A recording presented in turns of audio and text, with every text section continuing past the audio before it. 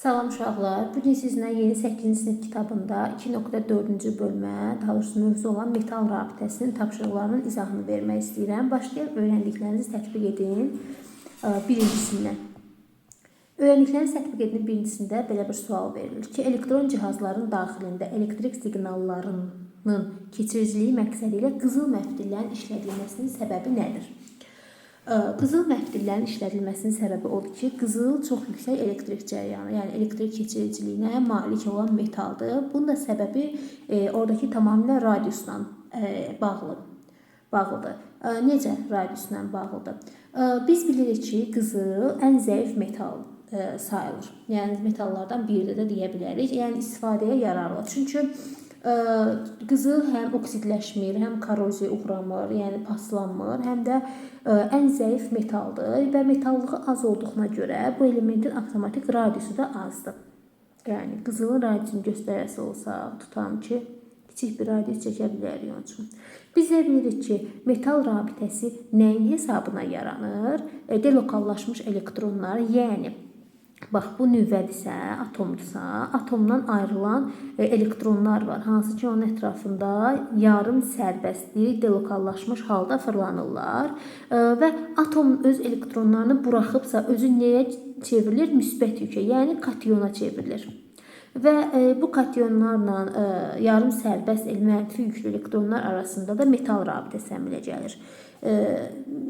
Qızılda radius az olduğuna görə bu katyonlarla, yəni katyona çevrilmiş nüvələ yarım sərbəst, yəni delokallaşmış elektronlar arasındakı məsafə az olduğuna görə, radius kiçik olduğu üçün avtomatik olaraq arasındakı məsafə də azdır.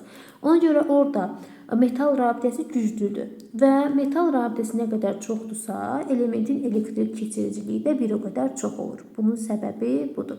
Keçək ikinci suala. Mis məftilin yüksək saflıqda olması onun elektrik keçiriciliyinə necə təsir göstərir? Ümumiyyətlə, metal nə qədər safdırsa, onun elektrik keçiriciliyi bir o qədər yüksəkdir. Niyə? Çünki tutalım ki, mis məftilə radiusu misin radiusundan böyük olan hər hansısa bir metal əlavə etsək, biz bu zaman alırıq bir ərinti. Və həmin ərintinin ionları, deyək də, ionları və atomları müsbət yüklü mis katyonu ilə həmin katyondan ayrılmış, atomdan ayrılmış delokallaşmış mənfi yüklü elektronlar arasında maneə törədəcək. Ona görə də mis məftilin elektrik keçiriciliyini aşağı salacaq. Amma mis yüksək saflığa, yəni tərtəmiz mis olduqda orada heç bir maneə olmur. Bax, bundan söhbət gedir. Bu müsbət yükləri görürsünüz. Bax, burada gözlə göstərim. Bax, burada müsbət yükləri görürsünüz. Bax, bunlar öz elektronlarını ayırmış, qismən ayırmış katyonlardır.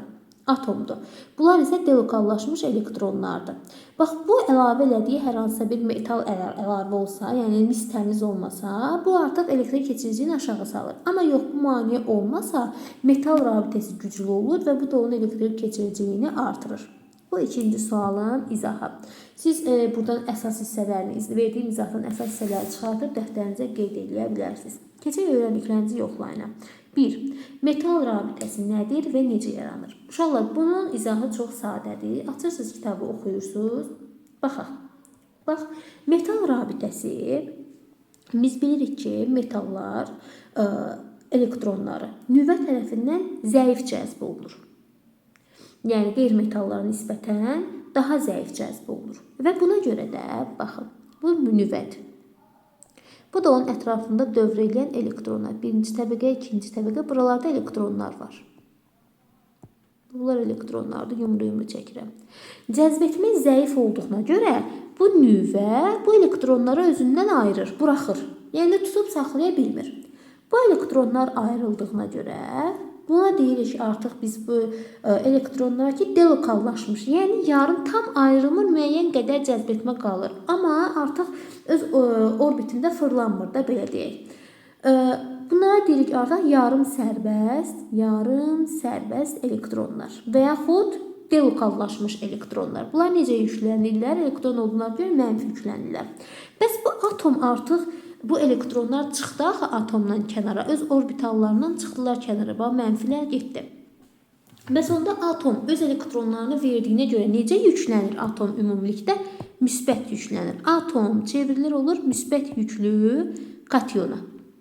Və bu müsbət yüklü katyonla artıq atomla onun ətrafındakı delokallaşmış elektronlar arasında yaranan rabitəyə deyirik metal rabitəsi. Oldu. Və yaxud qısaca bunu deyirik ki, metal katyonları ilə, metal katyon nə vaxt əməcəriz? Elektronları buraxandan sonra metal katyonları və delokallaşmış elektronlar hesabına yaranan rabitəyə metal rabitəsi deyilir. Keçək ikinci suala. İyon və metal rabitələrinin əmələ gəlməsində metal katyonları iştirak edir. Bu rabitələr bir-birindən yaranma mexanizminə görə nə ilə fərqlənir? Bu çox gözəl sualdır.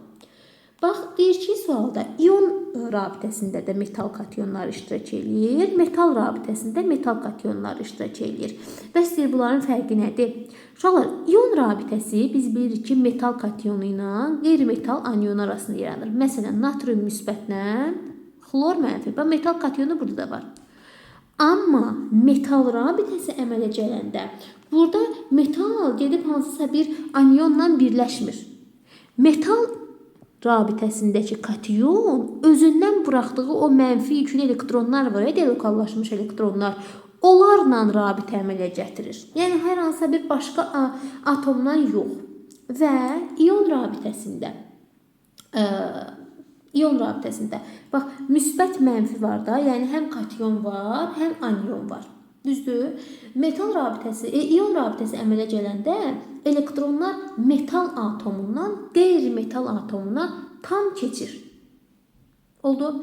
Amma metal rabitəsi yarananda elektronun bir atomdan digərinə keçməsi baş vermir. Çünki metal rabitəsində katyon və anion deyə anlayış yoxdur. Orada anionla birləşmə yoxdur. Bu katyon elə özündən buraxdığı elektronla rabitə əmələ gətirir.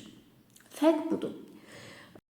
Keçək üçüncü suala. Nə üçün metallar elektrik cərəyanını keçirir? Uşaqlar, biz bayaq dedik ki, normalda metallarda nüvədən elektronları cəzb etməsi, nüvənin elektronları cəzb etməsi zəif olduğuna görə bu elektronlar atomdan ayrılır, olurlar delokallaşmış elektron.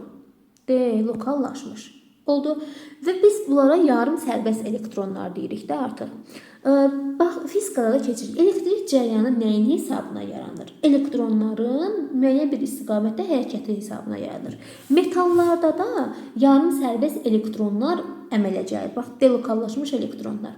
Biz metal hər hansısa bir aləti elektrik mənbəyinə qoşanda həmin o delokallaşmış elektronlar var, yarım sərbəst. O yarım sərbəst elektronların bir istiqamətdə hərəkəti baş verir. Və bu bir istiqamətli hərəkət nəticəsində də metaldan elektrik cərəyanı keçir. Yəni, elektrik keçirmək tamamilə oradakı delokallaşmış elektronların hesabına baş verir. Keçək digər suala, dördüncü suala. Metalların məftil, lövhə, boru və s. formalara salınması onların hansı xassələri, həmin xassələri isə metal rabitəsini necə əlaqələndirilir? Uşaqlar, metallardan müxtəlif formalı cihazların, nə bilim, evdə işlətdiyimiz stuldur, qələmdir, müxtəlif, məsəl üçün, yemək bişirdiyimiz qazandır, tavadır və burada yazır məftil, lövhə, boru alınması metalların plastiklik xassəsinə əlaqəlidir. Plastiklik, yəni metalları biz istədiyimiz formaya sala bilirik. Deyir ki, bu plastiklik xassəsinə əlaqəlidir. Deyir, bəs bu həmin xassə, yəni plastiklik xassəsi metal rabitəsinə necə əlaqəlidir? Bax, orada bu kitabınızda bunun aydın şəkildə izahı verilib. Nədir bunun əlaqəsi? Biz deyirik ki, metala hər hansısa bir qüvvə ilə təsir edəndə o formasını dəyişir. Bəs niyə görə tutalım ki, ayrılmır bir-birindən metallar? Tutam ki, kükürt qeyri-metaldır, biz ona zərbə vuranda ovulub tökülür. Bəs niyə metala zərbə vuranda ovulub tökülmür? Məsəl üçün, onu döyüb müxtəlif formaya salmaq olur. Çünki biz metala kənardan təsir göstərəndə orada həmin zərrəciklərin sadəcə yeri dəyişir. Əyilir müəyyən bir istiqamətdə. Amma onların arasında metal rabitəsi güclü olduğuna görə həmin metal rabitəsi zərrəciklərin bir-birindən olan əlaqəsinin tamamilə kəsilməsinə imkan vermir.